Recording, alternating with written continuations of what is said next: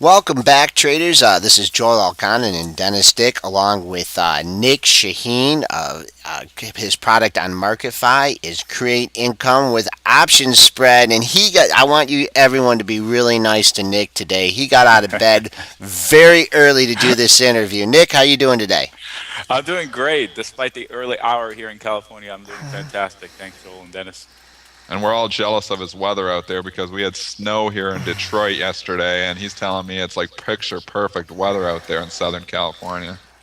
It's absolutely picturesque. Yesterday, somebody asked me, and I just couldn't describe it enough. It was like perfect balance this time. Now, Nick, you have a unique background in the markets here. Could you just give us a brief your education as well as your market background? Sure. As far as market, I'll start backwards. As far as market is concerned, you can probably say that I came from Main Street rather than Wall Street. I'm not the typical guy who climbed the ranks of a finance company. I started out in electrical engineering, and that's my degree in undergrad, and then just migrated through marketing, and then fell into finance by mistake. I was filling in for somebody, and I fell in love with it, and I got my MBA, and then jumped into the finance world, and then decided that I've had enough of the corporate structure, and it had paid me well, and I served it well, and then went on my own a while back and never looked back. Kind of a little scary when you jump out on your own, but if you don't think about it, it's not like bungee jumping. And if you think about it, you don't do it. You just have to just do it without thinking about it. What were you doing in the finance world? Just a regular. I was a finance manager, and then my longest stint was FP&A, so financial planning and analysis. Loved it. Just playing around with Excel models and tweaking numbers and telling people what to do as far as how to spend their money and where to allocate budgets. Okay. That was very interesting to me. So basically, my nature is I'm very conservative. Regardless, it's very troublesome to some people to hear it because of what I do, credit spreads, because they have the bad reputation of being super risky, and they can be. But I'm very conservative, and I like to plan around given circumstances. So give me a scenario, and I can plan around it, as opposed to taking a guess one way or another, or timing something here or there. So that's why I fell into it, and it was kind of like a perfect fit with my personality and skills. So how did you move from finance, into credit spreads? What was the transition to get Well, you to that? the transition was it was so slow, I didn't even see it coming, and then it kind of like all showed up at the same time. I've been always interested in trading, and I was just doing stocks, buy this, hold it, for 2 3 months and sell it later, the typical Yeah, investment. And then I started trying to shorten my period of time, and then it was a coin flip, really. Regardless of all the research you do, it's really the short term is a coin flip, whether Suncor is going to go up or down a few right. pennies here and there. So then I fell into options, which have bigger bang for the buck. But then I wasn't a good market timer. But I knew, I was always off, a week here, a week there. In theory, okay, if I was long IBM, I went with calls. If I was shorted, I went with puts. Then I lost a lot just based on timing. So I was like, figured out a way that, wait a minute, I can space out my timing and make time work for me by actually selling the spread rather than Right. buying it. So that's how I ended up in credit spreads. Okay, Now, so go ahead, Dennis. I was gonna say, just talk about like your trading style here. Like so how do you like go about picking which stocks you're gonna do a credit spread on? Are you looking at technicals? Like what are you looking at really to make these decisions? Okay, when I'm trying to show people what to do or how I do things, it's really basic, and it's really repetitive, and I try not to take any shortcuts because I'll get hurt. So the basic idea is to have a watch list of indices, tickers, stocks, whatever you like. Track it to death and know what it does, when it does it, and all the intricacies of it. So fundamentals drive everything I do. If I don't believe in something fundamentally, I usually don't trade it. I use technicals to tell me whether my fundamentals are ready for deployment. Okay. So to take a quick example, if I'm looking at Google and I like Google as a company and I think its prospects are well, so I put it on my watch list and it's tradable, then I say, okay, it's about 1,010 now. I like it down to 950, and I think it's okay valued here. It's greatly valued at 950. Then let me see if the technicals agree with me that I can trade it at 950, and I'll throw a credit put spread at 950. That would be the easy way to quickly say, okay, this is how I traded Google. Now, Now, go ahead. I was just going to say we have a lot of traders that maybe aren't familiar with credit spreads. Can you just explain maybe how you would approach that on Google and then Sure. Yeah. Sure. The easy way to look at it, most people know puts and calls, and you buy a put and you wait for the price to come down to it. However, time is working against you and just killing your asset as in front of you. So if you like a company and you say, okay, like I have somebody keep asking me, Apple, would you buy it now? In theory, yes. I mean, it's a great company. I wrote an article recently. It's kind of like hard to mess up such a beautiful asset. And if I like it here, you can buy it, and it's a 50-50 shot that you're going to make money. Or you can sell a put in it way lower than here and buy it lower if it ever gets there. If it doesn't, then you participated on the upside. What I do is I don't like the unlimited risk, so I sell a put. Say in Google at 950, but then I go ahead and buy a put behind it at 945 to cap my risk. Right. So yes, I capped my income, but I also capped my risk, and I know almost exactly what are the chances of me getting hit. So risk to me is really the bottom line of how I trade. I manage risk dollars at risk, and risk of incident. Incident is chances of me losing money. Right. And that's In that scenario there, with that Google spread. Now, if it went below 940, then where's your risk there? well, he just lose the 5 points, My right? Okay. yes, Okay. yes. My max risk is $5 in this case because I just chose a $5 spread in Google. So that was just an example. Now Google has got a long extended neck here, and all the technicians are expecting it to draw down to the 70s. So probably I will wait a few days. Even I've heard somebody on your show, I think this morning, mention it will trade under 1,000. But no one can deny the no one can deny the fact that it is a well-run company with gobs of money and gobs of ways of making money. So in the mid to long term, the company is a winner, no doubt about it, unless the market completely, tumbles down. So the Google example, yes, maybe timing is not perfect because of how it jumped up with a big gap, and it's kind of extended a little bit. But if somebody, I would not be shy about putting that spread on. Okay. Do you use things on the on the opposite end of the spectrum? As far as when stocks are overvalued, will you use your strategy to short stocks as well? I do almost always. Every time I put a credit put spread, I try to look for a credit call spread against it, which is the exact opposite. So let's use the Google example since we're sticking with it. This way, the listeners can follow. And what I would do is if I took the 950, I'll take a credit call spread about the same wingspan upwards. So I'll take the 1050, 1060 maybe call spread. So I'll sell the 60 call and buy the 1065 call behind it to again cap my risk. Again, it caps my profit, potential profit.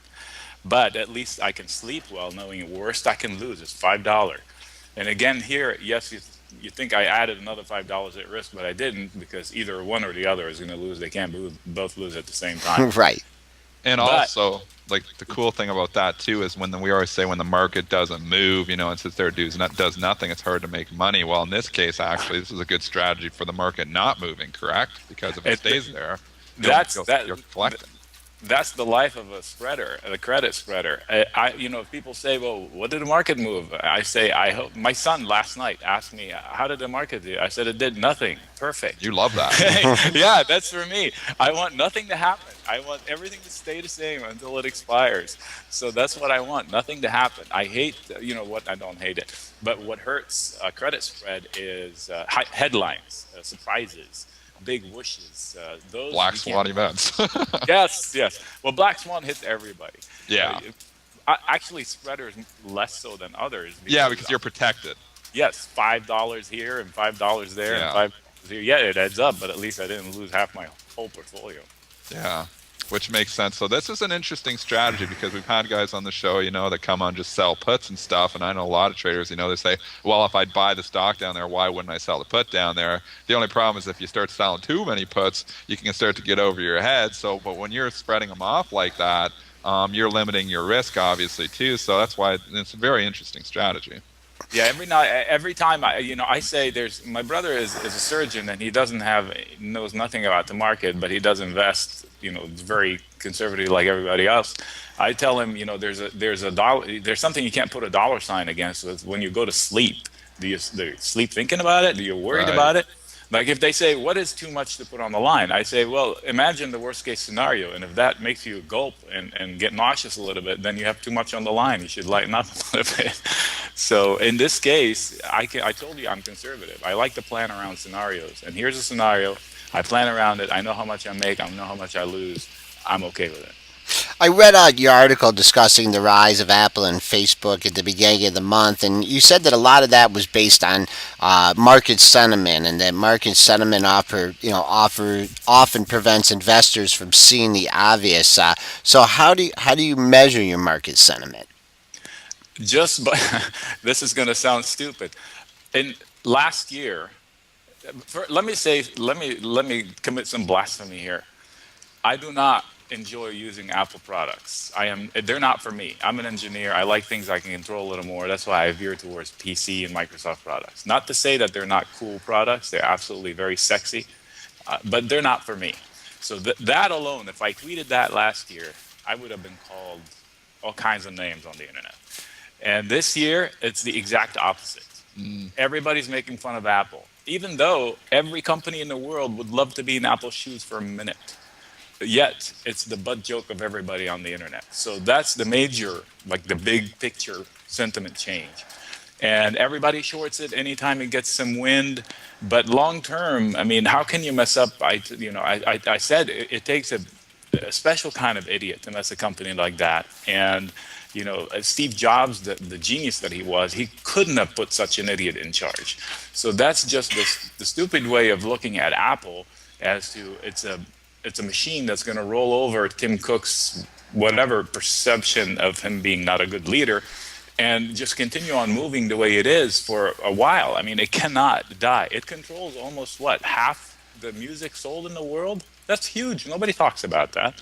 So it's got assets and momentum that's hard to kill. And so that the sentiment is the reaction from traders I get completely 180-degree turn from last year to this year, from its fall from grace, I should say, to this year. It's just joke all over the place. And Icon, the tweet, is making a joke, but I'm making money off of that tweet because to me, that's a built-in put. If he can take HLF, Herbalife, a questionable company at best, right? If he can take it to the moon, where can he take Apple with his support? I mean, he's got an asset here that is beautiful. And if he's in behind it, it's going to go somewhere or nowhere, which is fine with me. So I'll sell credit put spreads in Apple until he says, you know what, I just sold the company. So what credit put spreads, so you did the example on Google, what ones are you looking at or doing right now on the Apple? Just to give some examples if you can. Yeah, sure. On Apple, I mean, it's around, it's in the low fives. I see people calling it to challenge the 500s and maybe break down below. And if it does, I'll throw at 50s, 450s. I can't remember exactly where my last one, I think, was a 480. So 480, 475, sold the 480, bought the 475 in size. And that was a no sweat win. The biggest no sweat win is when Apple went down to the 390s, and I went on Twitter and my membership and I said, this is the low in Apple, and if it's not, it's a darn good place to get in. So I threw big 350s and 360s in size, and those were also no sweat wins. By no sweat wins, I mean I put it on and it never even comes Never took close any heat at all. I didn't have to worry about, is it time to buy some some protection. And at this point on Apple, I don't even throw a credit call spread because my last one, Icon messed up. I had a good, I had a good win on it, and I think it was way back. When was that? August. Yeah, mid-August, 13th, 14th, something like that. And I had an order to close the spread, and it had a good sized dollar win on it, and my order wasn't executing, and I'm looking at Apple, and it's running up a dollar at a time. So I threw it almost a market order to close it, and sure enough, he had eaten away half my profits just because of his tweet about his dinner or whatever it was. So you don't always play both sides. Sometimes if you're bullish Definitely in stock, not. you just play it on the Definitely not. Yeah, right, there the are some puts. stocks. Right. There are some stocks that I don't ever, again, do credit call spreads in, and I can name them for you. Priceline, the last one I did, I got out just in time, and it was just not worth the trouble anymore. Yeah. Playing the Amazon, tape. Amazon is another one. The stock that's impossible to short. Amazon is another sentiment one. People love to short it, and I don't understand why. I mean, we all know, every trader knows, when you're evaluating a growth company, you don't look at how much money it's putting in its pockets. You know how fast it's going. That's what you're looking at. When you're evaluating Microsoft, a well-established company, or Apple, you say, okay, what are your margins? How much are you putting in your pocket? But for a growth company, you don't do that. And Amazon, I keep saying it, it's the ultimate growth company. It hasn't stopped. It's just like a startup. It's just insanely growing so fast. And why would you want to short it? And why would you want to see how much money it's putting in its pocket? It's eating everybody's lunch and doing so in a good way. We got a good question here coming out from Tony621. Obviously, being an options trader, you gotta keep an eye on the VIX and the levels because imagine the higher the VIX, it starts to make your credit spreads a little bit more risky. Probably VIX is just bottoming out now. Do you factor in the VIX into your equations when doing your credit spreads? A little bit, in the sense where the VIX has been an easy trade for me this year. If you pull up a chart of the VIX, just a 12-month chart, regular candle chart, and you'll see it every time it goes down to the 12s, I'll just buy call spreads in it to offset whatever risk I have. And it's just been a stupid way to park money and then sell it for a little more as soon as it pops. If you look at it, it's got peaks and peaks and troughs. And every time it dips in the 12s, I'll open up a good size call spread, and so I can participate in the nervousness, the market jitteriness. But one thing is sure for 2013 is that the bears have been declawed and almost, I don't know what we can say on the air, let's just say castrated.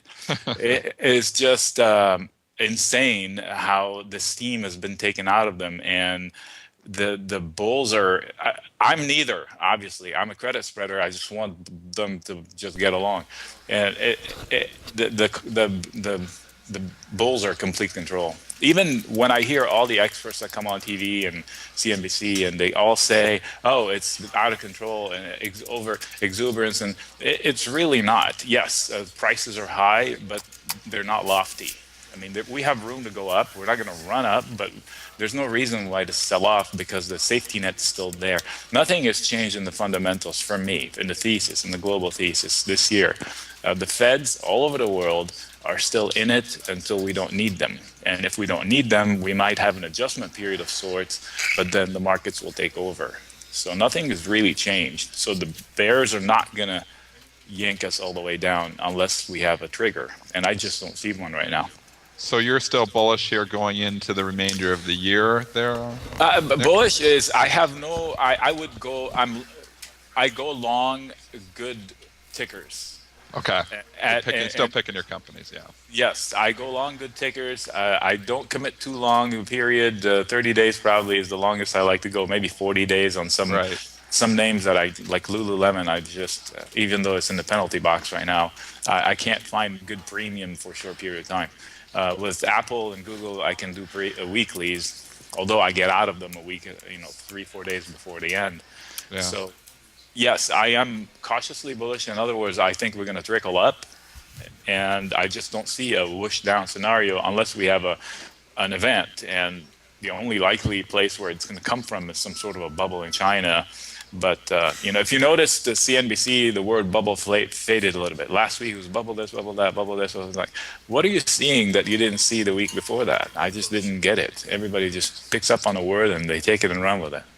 Okay, are you looking at anything at like Facebook here? Facebook has come off the all-time high here after the earnings, kind of slipping off here. Is that something that you're looking at over the next couple days, or you're looking for a little bit more of a pullback, or how you Facebook put? is one of those two companies I mentioned in that article, and 1 billion users or so. Whether you can count all of them as active users or not, or teenagers or not, but the teenager thing. I mean, since when kids know more than adults? I don't know about that argument. So Facebook is a great potential company in my opinion, and they're making money. Technically, it might have a little bit to go down. I mean, the chart I don't like. So if I were to throw something out there, it'll be around. If I can get any premium, it'll be around the $40, not any Okay. closer than that. So I helped my cousin make some money in Facebook, a lot of money. So I'm still waiting for my fruit basket there. But until it gets here, if I were to throw a credit put spread, it'll be in the 40s. I have not done it yet, just because I don't see the premium justifying the volatility in there. I'd rather make more money, easier money, I should say, in bigger dollar tickers. Okay, Talk about your MarketFi product here, then. Because obviously you're on there and you're doing these credit spreads. Is that what you do with your MarketFi product? Is talk about these different Yes. potential credit spreads? Yeah. Yes, I do. I have education products out there too, but they all complement the trade alert service. It's a trade alert service where whenever I put the trade, it goes out for members to evaluate, and some auto trading there as well. It's doing great. The portfolio is over 30% this year, and it's I call it base hits. I mean, I don't look for home runs. If Yeah. you get it, you take it. Like we just got into Amazon just a few days ago, and it's a little over 50% of maximum gain. By that I mean we captured almost a little more than half of what we were going to capture anyway if we let it expire for maximum gain. With It's a December position with so many days to go. I'm looking to close it most likely, and just reset it some other time. Just because everybody's nervous, and it's just too many days left, and the bang for the buck thing makes me want to scalp it in some sort. You know. T- So the trade alert service is doing great. The hit ratio is over 90 on the credit spreads. Yeah, well, nothing wrong with taking some chips off the table. And just before we close out the interview here, I don't know if the options are trading yet here in Twitter, but obviously the stock is IPO'd. It's had a major range here over the first couple days of trading. I'm sure you're going to wait for the options to open up and start trading. But just give us your outlook on the Twitter stock price. Since I use it all day, every day, I love the company. I love using the company. I love what it's done to the world. It's just, I could not have imagined it. I remember signing up for Twitter. I was like, what? I had to watch the video to see what, what I'm going to do with this. But I knew I wanted to be part of it. That was way back then. And now I'm on it all day, every day. I get all of my news. 100% of my news is almost from Twitter feeds. I subscribe to all the major news agency in the world, French and Arabic and English. And I just wanted to, this way I keep my finger on the pulse from all angles, from every. Now, on the flip side, I never clicked on any ad on Twitter in the years I've been using it. Now I'm seeing more ads come through, and they're ticking me off a little bit because they come with exploded pictures already and kind of mess up my stream. So I'm not sure how I feel about it. Trading it, I probably won't buy the stock, although I want to trade the options. So I'll just wait to see where they come out and how they're trading. And yes, I'll be in there. I'll throw in some lotto money in there. Okay, Brent just mentioned to me that New York Stock Exchange announced that they'll be starting to trade options on that November 15th. So you can get your crystal ball ready and take a look at that. And it's been great having you on the show for an interview. And we'd very, very much like to have you come back and discuss your strategies. It's a different approach to the market, and investors should definitely take notice of it. Joel and Dennis, thanks for the invite. I'll be here anytime. I'll get up at the crack for you guys. I don't care. Well, thanks, Nick. Really appreciate it. A different viewpoint. Like I like that. When the market's not moving, and that's what you're looking for, because we as traders are always looking for movement. So this gives our traders and people listening to us, some different ideas for trading those non-volatile times. Exactly. The boring is beautiful. Boring is beautiful. There's your quote of the day, guys. Thanks, Nick. Tweet All that right. out. We've I had will right here. All right. we've had Nic Chahine on Create Income with Option Spreads. His product is on MarketFi. Go there and check it out. Definitely a unique way to approach the markets.